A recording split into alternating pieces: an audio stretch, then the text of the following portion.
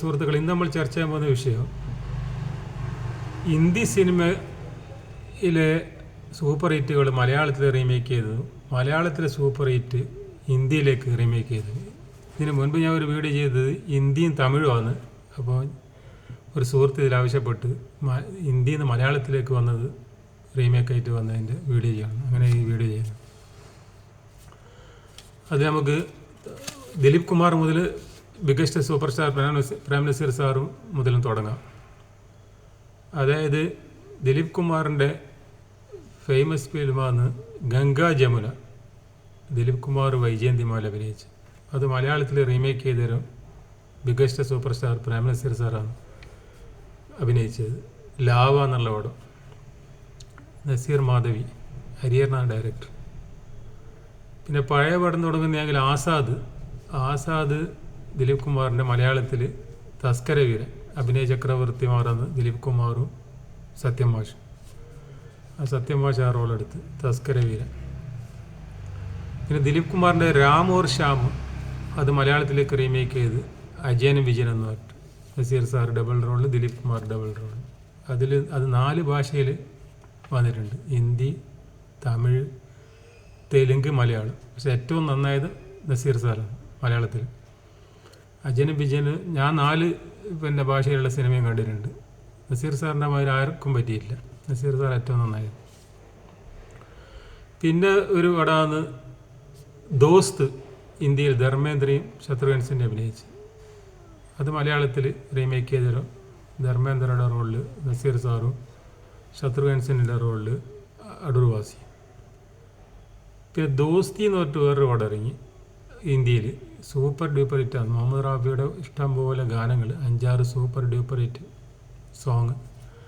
അതിൻ്റെ മലയാളത്തിൽ സ്നേഹം എന്ന് പറഞ്ഞിട്ടാണ് ആ പടം ഇറങ്ങിയത്. വൻ പരാജയം. അത് ഇന്ത്യയിൽ സൂപ്പർ ഹിറ്റ് ആയത് കണ്ടിട്ട് 2 ചെറുപ്പക്കാർ കഥയാണ്. സുഹൃത്തുക്കളെ, കണ്ണു കാണാൻ കഴിയാത്ത ഒരാളും പിന്നെ ഒരു വികലാംഗനും. അത് മലയാളത്തിലെടുത്തിട്ട് നല്ല ജോളി അബ്രഹാമിൻ്റെ നല്ലൊരു പാട്ടുണ്ട്. ഈണം പാടി തകർന്നല്ലോ നമ്മളും കാറ്റും നേട്ടം പറ്റും. അങ്ങനെ എന്തൊരു പാട്ട് മാറുന്നത്. നല്ല പാട്ടാണ്. പരാജയം. പിന്നെ യാദവ് കി ബാറാത്തിൻ്റെ മലയാളം, അത് ജോഷി സംവിധായകൻ നസീർ സാറിൻ്റെ ഹിമം. ധർമ്മേന്ദ്രൻ്റെ റോളിൽ നസീർ സാറും പിന്നെ മറ്റിൽ ശങ്കറും ഷാനവാസും. ഇന്ത്യയിൽ വിജയ അറോറ, താരിഖ്. പിന്നെ നമുക്ക് അറാം, ഇന്ത്യയിൽ രാജേഷ് ഖന്ന നായകനായിട്ട് അഭിനയിച്ച, അമിതാഭ് ബച്ചൻ ഉപനായകനായിട്ട് അഭിനയിച്ച പടം. അത് മലയാളത്തിൽ റീമേക്ക് ചെയ്ത് രാജേഷ് ഖന്നൻ്റെ റോളിൽ നസീർ സാറും അമിതാഭ് ബച്ചൻ്റെ റോളിൽ ഉപനായകനായിട്ട് സുകുമാരനും. പിന്നെ സഞ്ജീർ അമിതാഭ് ബച്ചനും പ്രാണും അഭിനയിച്ചത്. അത് പിന്നെ അമിതാഭ് ബച്ചൻ്റെ റോളിൽ ജയനും പ്രാണിൻ്റെ റോളിൽ നസീർ സാറും.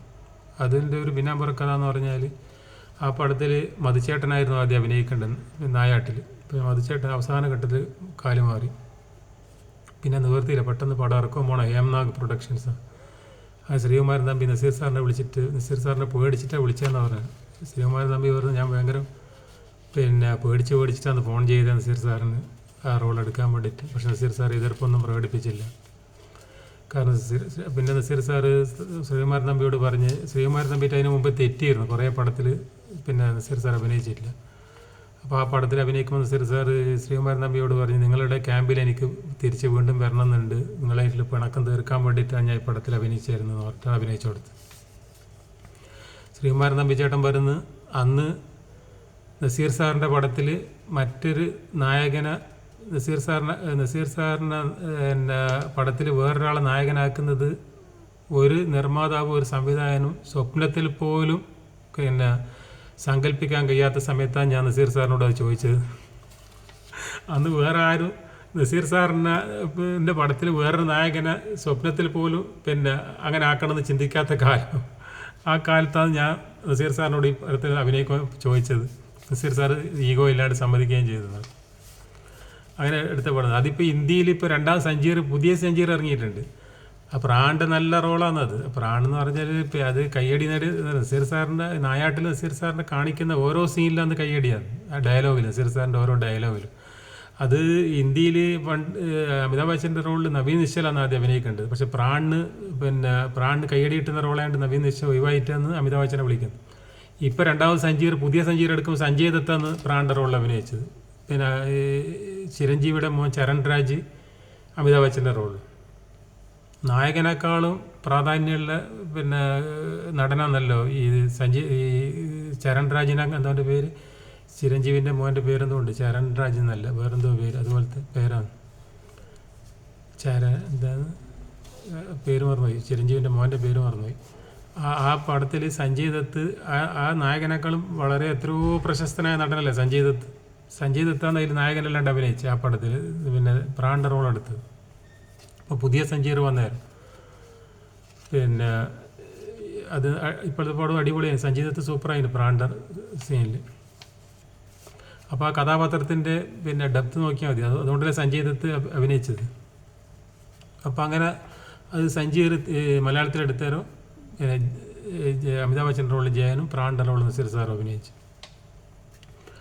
പിന്നെ ഒരു പടം ഫറാർ എന്ന് പറഞ്ഞിട്ട് അമിതാഭ് ബച്ചൻ്റെ, അത് മലയാളത്തിൽ പറയാനും വയ്യ പറയാതിരിക്കാനും വയ്യ എന്നിട്ട് പ്രിയദർശൻ എടുത്ത് പൊട്ടിപ്പാളീസായി. ഹിന്ദിയിൽ അമിതാഭ് ബച്ചൻ അഭിനയിച്ച റോളിൽ മലയാളത്തിൽ ശങ്കറും സഞ്ജീവ് കുമാറിൻ്റെ റോളിലും മമ്മൂട്ടിയും. പിന്നെ ദീവാർ നദി മുതൽ നദി വരെ എന്ന് പറഞ്ഞിട്ട് വിജയാനന്ദ് എടുത്ത് മമ്മൂട്ടി അമിതാഭ് ബച്ചൻ്റെ റോളിലും ശശി കപൂറിൻ്റെ റോളിൽ രതീഷും. പടം ആവറേജാണ്, അത് പൊട്ടിയിട്ടില്ല, കുറച്ച് കളക്ഷൻ ഉണ്ടായിരുന്നു. പക്ഷെ Deewar super duper hit, block buster. പിന്നെ ശക്തി ഹിന്ദിയിൽ ദിലീപ് കുമാറും അമിതാഭ് ബച്ചൻ അഭിനയിച്ച പടം മലയാളത്തിൽ, അത് ആദ്യം മലയാളത്തിലാണ് വന്നത്, അല്ല ആദ്യം തമിഴിൽ വന്നതാണ്. പക്ഷെ തമിഴിൻ്റെ കാര്യം നമ്മളിവിടെ പറയുന്നില്ലല്ലോ, ഇപ്പോൾ നമ്മൾ പറയുന്ന മലയാളം ഹിന്ദിനെ കുറിച്ചാണ് പറയുന്നത്, അതുകൊണ്ട് തമിഴിൻ്റെ കാര്യം ഇവിടെ പറയുന്നുണ്ട്. മലയാളത്തിൽ വന്ന മധുവും സത്താറും അഭിനയിച്ച പടമാണ് ശക്തി, ഹിന്ദിയിൽ അമിതാഭ് ബച്ചനും പിന്നെ ദിലീപ് കുമാറും. പിന്നെ മുഗളെ ആസാബ് എന്ന് പറഞ്ഞിട്ട് ദിലീപ് കുമാറും പൃഥ്വിരാജ് കപൂർ അഭിനയിച്ച പടം മലയാളത്തിൽ സത്യം മോശം നസീർ സാർ അഭിനയിച്ച അനാർക്കലി എന്ന് പറഞ്ഞിട്ട്. തൃശ്ശൂർ ചെറിയ മാറ്റം വരുത്തിയിട്ട് മീനിൽ വന്ന് കഥാപാത്രത്തിൻ്റെ ഇതെല്ലാം മാറ്റി. തൃശ്ശൂരിൽ വേറൊരു പിന്നെ ഇതിൽ മീനിൻ്റെ ഇതാണ്, അതിൽ വേറെ എൻജിനീയറിങ്ങിൻ്റെ ഇതാണ് തൃശ്ശൂരിൽ. പക്ഷേ അതിൽ ശശി കപൂറിൻ്റെ റോൾ ഇതിൽ വേറെ ആരുമില്ല. അപ്പോൾ അത് ചെറിയൊരു മാറ്റം വരുത്തിയിട്ട് എടുത്ത്, കാരണം പൈസ കഥക്ക് കൊടുക്കണമല്ലോ, ഇന്ത്യയിൽ നിന്നെല്ലാം വാങ്ങുമ്പോൾ വലിയ പൈസ കൊടുക്കേണ്ടി വരും. അതുകൊണ്ട് അന്നത്തെ സമയത്ത് പേരെല്ലാം മാറ്റി, പിന്നെ തൊഴിലെല്ലാം മാറ്റി, നടന്മാരെ തൊഴിൽ മാറ്റി, അങ്ങനെ ആക്കിയിട്ടാണ് ഇതെടുക്കുക, പൈസ കൊടുക്കുന്നത്. അതൊരു പാടാണ് മീൻ. അത് ഹിന്ദിയിലും സൂപ്പർ ഹിറ്റാണ്, മലയാളത്തിലും സൂപ്പർ ഹിറ്റാണ്. പിന്നെ വരുന്നത് ഷോലേൻ്റെ ഇതാണ് യുദ്ധഭൂമി എന്ന് പറഞ്ഞിട്ട് ക്രോസ് ബെൽറ്റ് മണിയെടുത്ത് യുദ്ധഭൂമി. അതായത് ധർമ്മേന്ദ്രൻ്റെ റോളിൽ ഉമ്മറും, ബച്ചൻ്റെ റോളിൽ വിൻസെൻറ്റും, അംജിദ് ഖാൻ്റെ റോളിൽ പിന്നെ ബാലങ്കേതായിരുന്നു. അവസാനം അംജിദ് ഖാനെ സഞ്ജീവ് കുമാർ ചവിട്ടിക്കൊല്ലുന്നത് പോലെ ഉമ്മർ ബാലങ്കേതാർ ചവിട്ടിക്കൊല്ലലാണ് അവസാന സീനിൽ, ക്ലൈമാക്സിൽ. പിന്നെ അമിതാഭ് ബച്ചൻ്റെ അംജിദ് ഖാൻ കാല് പിടിക്കാൻ പറഞ്ഞാൽ അമിതാഭ് ബച്ചൻ ഇങ്ങനെ കൈ പൊക്കിയിട്ട് പോയിട്ട് അംജിദ് ഖാൻ്റെ കാല് വയറുന്ന സീനിൽ അതിൽ വിൻസെൻ്റാണ് ബാലങ്കാർ കാല് പിടിക്കുന്നു പറയും. അപ്പോൾ വിൻസെൻ്റ് പോയിട്ട് കാല് വരിക്കളി. അപ്പോൾ വിൻസെൻ്റ് നടന്നു പോകുമ്പോൾ ഉമ്മർ പിന്നെ പോലാന്നെല്ലാം പറയും, മറ്റൊരു ധർമ്മേന്ദ്രൻ പറയുന്നവർ. അതൊരു യുദ്ധഭൂമി. പിന്നെ അമർ അക്ബർ ആൻ്റണി, അത് 2 പ്രാവശ്യം മലയാളത്തിലെടുത്ത്. ഒന്ന് ടൈഗർ സലീം വന്ന്, പിന്നെ വിൻസെൻ്റ്, സുധീർ, രവികുമാർ, അമിതാഭ് ബച്ചൻ, വിനോദ് ഖന്ന, ഋഷി കപൂർ അഭിനയിച്ച റോളിൽ. പിന്നെ വരുന്നത് ഇത് ജോൺ ജാഫർ ജനാർദ്ദൻ, വിനോദ് ഖന്ന റോള് മമ്മൂട്ടി, രതീഷ്, അമിതാഭ് ബച്ചൻ്റെ റോളിൽ രവീന്ദ്രൻ, ഋഷി കപൂറിൻ്റെ റോളിൽ 2 പ്രാവശ്യം വന്നു. പിന്നെ പൂലോർ പത്തർ, ധർമ്മേന്ദ്രൻ്റെ പടം, ധർമ്മേന്ദ്ര മീനാകുമാരി അഭിനയിച്ച് മലയാളത്തിൽ ശ്രീകുമാരൻ തമ്പിച്ചേട്ടൻ ജയൻ ചേട്ടനെ നായകനാക്കിയിട്ട് പുതിയ വിളിച്ചു, ജയനും ശ്രീവിദ്യയും ജയഭാരതിയും. പിന്നെ ഒരു പാടാണ് ഡോണ് മലയാളത്തിലെടുത്ത്. ഡോൺ എല്ലാ ഭാഷയിലും എടുത്തിട്ടുണ്ട്, പക്ഷേ മലയാളത്തിൽ വൻ പരാജയമാണ്. ശോഭരാജ് എന്ന് പറഞ്ഞിട്ട് മോഹൻലാൽ, ശശികുമാർ. അതിനുശേഷം മോഹൻലാൽ ഡേറ്റ് കൊടുക്കല്ല, ശശികുമാർ ഇനി ഡേറ്റില്ല എന്ന് പറയും. പിന്നെ 10ാമതാണ് കാളീച്ചരൻ ശത്രുഘ്നസിൻ്റെ ഡബിൾ റോളിൽ അഭിനയിച്ച പടം. അത് മലയാളത്തിൽ റീമേക്ക് ചെയ്ത 10ാമതെന്ന് പറഞ്ഞാൽ അത് സൂപ്പർ ഹിറ്റായി, മലയാളത്തിന് സൂപ്പർ ഹിറ്റായി. മോഹൻലാലാണ് നായകൻ, ഹിന്ദിയിൽ ശത്രുഘ്നസിൻ്റെ. പിന്നെ വക്ത് എന്ന് പറഞ്ഞിട്ട് സുനിൽ ദത്ത്, രാജ്കുമാർ, ശശി കപൂർ, ബൽരാജ് സലാനി അഭിനയിച്ചതാണ് കോളിളക്കായിട്ട് വന്നത്. അതിൽ സുനിൽ ദത്തിൻ്റെ റോളിൽ സോമനും, രാജ്കുമാറിൻ്റെ റോളിൽ ജയനും, ശശി കപൂറിൻ്റെ റോളിൽ സുകുമാരനും, ബൽരാജ് സലാനിൻ്റെ റോളിൽ മധു. ആ ഭക്തിനെ കൊണ്ടാണ് ജയം മരിക്കാൻ കാരണം ഭക്ത് എന്ന് പറഞ്ഞ സിനിമ അന്ന് കഥ എഴുതുന്ന സമയത്ത് ആ കഥാകൃത്ത് ഒരിക്കലും വിചാരിച്ചിട്ടുണ്ടാവില്ല ഈ കഥ കൊണ്ട് പിന്നീട് വേറെ നാട്ടിലെ ഒരു നടൻ മരിക്കും. ആ ഭക്തിൻ്റെ കഥ എഴുതുന്ന സമയത്ത് ഇവിടെ ജയം മരിക്കാൻ മരിക്കും എന്നുള്ള കാര്യം കഥാകൃത്ത് ചിന്തിക്കുന്നില്ലല്ലോ. കുറേ വർഷം കഴിഞ്ഞിട്ടാണ് ഇറങ്ങിയത്, 4-5 വർഷം. ഭക്ത് പഴയ പടമാണ്. പക്ഷെ എന്നാലും ആ പടം എഴുതുന്ന സമയത്ത് ആ കഥ കാരണം ഒരു വലിയൊരു നട മരിച്ചല്ലോ. അത് ഒരു നിമിത്തം പോലെ ആ കഥ ഭക്ത് എഴുതുന്ന സമയത്ത്. ശരിക്കും പറഞ്ഞാൽ ജയൻ്റെ മരണത്തിന് കാരണക്കാരായ ഭക്താണ്. ഭക്തിൻ്റെ കഥ എഴുതിയ ആളാണ് അതിൻ്റെ. ആ ഭക്ത് എന്ന് പറഞ്ഞ സിനിമ ഒന്നും ഇറങ്ങിയില്ലെങ്കിൽ ജയം മരിക്കില്ല. അല്ല, ഓരോ വിധിയാണ്. പക്ഷെ നമ്മളങ്ങനെ പറയുന്നതാണ് വിധി. ചിലപ്പം ജയം കോളിളക്കത്തിൽ ശ്രീകുമാരൻ തമ്പിച്ചേട്ടൻ പറഞ്ഞു കോളിളക്കത്തിൽ മരിച്ചില്ലെങ്കിൽ വേറെ ഏതെങ്കിലും സിനിമയിൽ മരിക്കുമെന്ന്. കാരണം ആക്ഷൻ ചെയ്യുന്നതല്ലേ.